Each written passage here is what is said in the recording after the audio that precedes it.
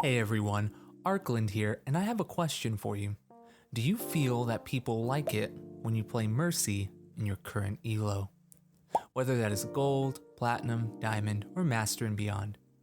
Well, if you already know the answer, then hold on to that thought because let me tell you, when you get into master, oh boy, most people are not going to like you playing Mercy. So recently I hit Masters tier playing only solo queue, not really grouping with anyone, and I played Mercy from Diamond to Master, no problem. But once I got into Masters, I saw a pattern forming after a few games. Pattern is this: people do not like you picking Mercy in Masters. Well, most people at least.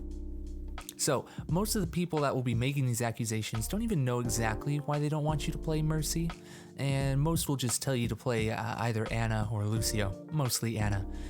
And is that just the meta talking, or is it something deeper in Mercy's actual kit? Because Mercy really hasn't had many changes at all since the game's release, only seeing a few buffs and a slight ultimate charge time change. So what is happening is that the healing supports category is very small, and then from that small pool, only a few are really seeing competitive play right now. That's not good. So what's the dealio? Why can't I play Mercy in Masters now? Oh, and trust me, I'm still going to play her in Masters. She's my favorite support. But I know she isn't the best. Playing Mercy feels like you are constantly playing the number 2 to the other support on your team.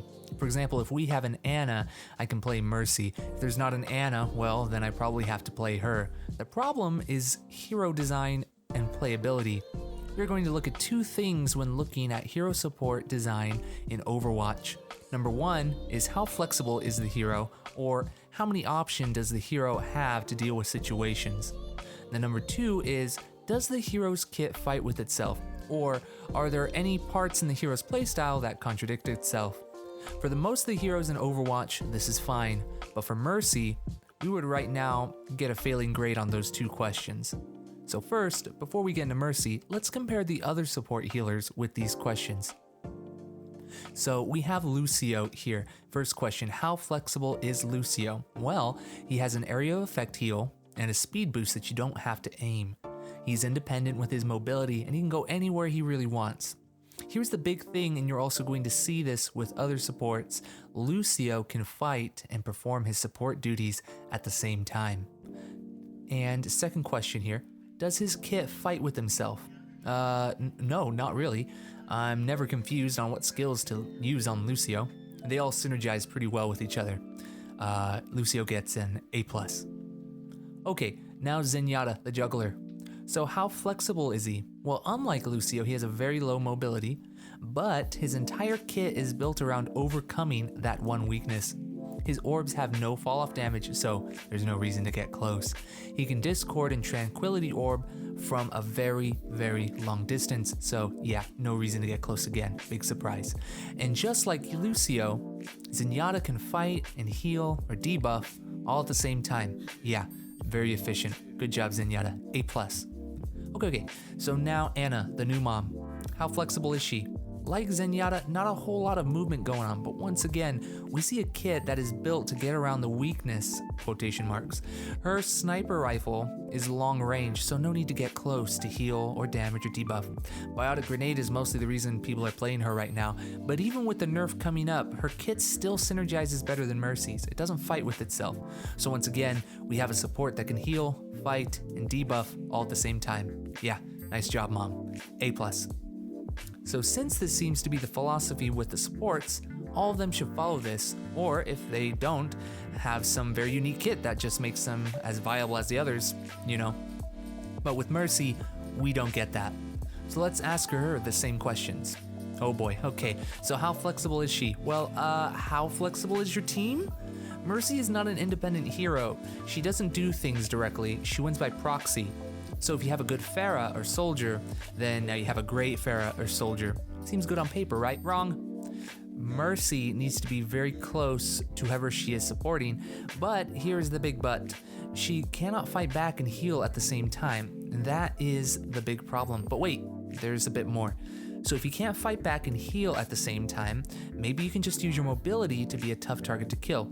Wrong. Mercy is not a free woman. She is literally tethered to whoever you are supporting. Flying mechanic in your kit? Cool. Oh, I can't use it to escape or reach high places and support from there. Okay. I can still make this work. So, like the other supports, my ultimate is an extension of my current playstyle. So once I get that, things will get better. Oh boy, let's talk about the ultimate.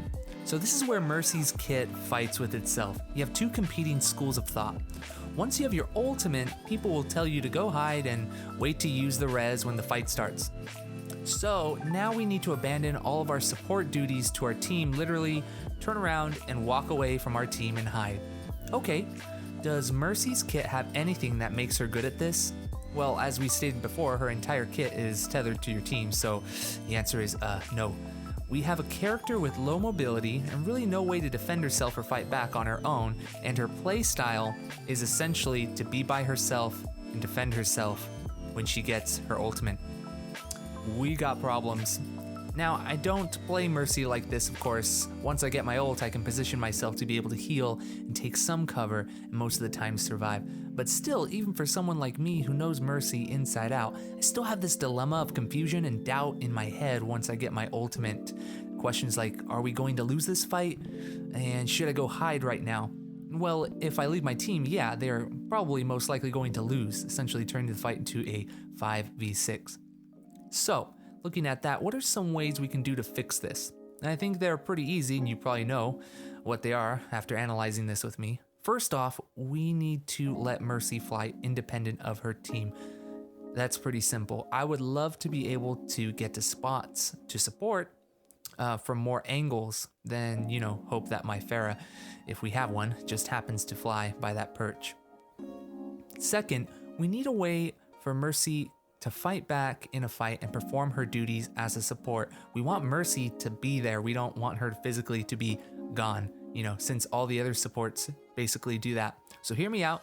Not the most original idea, but since Mercy is a proxy support, let's just add an overcharged ability to her staff. Either make her heal more for a short amount of time or add a buff to the hero's abilities for a short amount of time, like maybe a speed buff, or is that too weird? Maybe.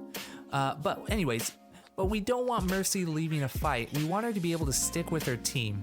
I know these aren't original, you guys are smart and you already thought of these, but it really puts it in perspective when you take all this information in.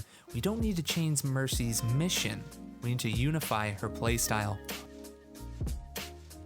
So while I continue to play and climb in Masters with Mercy, these are thoughts that go through my head on just about every match.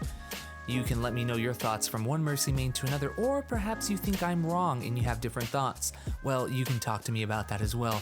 But for now, you can tune into my streams on Twitch or see my highlights here on my channel. Until next time, this is Arkland, and remember, heroes never die.